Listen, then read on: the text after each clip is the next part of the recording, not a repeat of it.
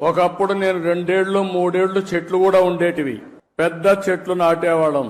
ఒకప్పుడు కాంగ్రెస్ పరిపాలనలో మీరు ఒకసారి చూస్తే చెట్లు నాటడం అంటే వాళ్ళకి అవగాహన ఉండేది కాదు. ఫోటో కోసం చెట్టు నాటి ఫోటో అయిపోతానే చెట్టు ఎక్కడుందో కనపడేది కాదు. తర్వాత ఇటీవల గవర్నమెంట్ వచ్చింది, వాళ్ళకి చెట్లంటే తెలియని గవర్నమెంట్ అది. చెట్టు వల్ల ఉపయోగం తెలియదు, చెట్లు నరకడం తప్ప చెట్లు పెట్టనే గవర్నమెంట్ అది. ఆ రోజు మనం అందరం మాట్లాడుకున్నాం, ఎక్కడన్నా ముఖ్యమంత్రి హెలికాప్టర్లో పోతా ఉంటే కింద నుండే చెట్లన్నీ ఎగిరిపోతాయి. ఈ రోజు నేను వస్తున్నా, మా ఉప ముఖ్యమంత్రి వస్తున్నాడు, ఎక్కడైనా ఒక్క చెట్టు నరుకుతున్నావా తమ్ముళ్ళు చెల్లెమ్మలు మీరే చెప్పమని మిమ్మల్ని అందరూ అడుగుతున్నా.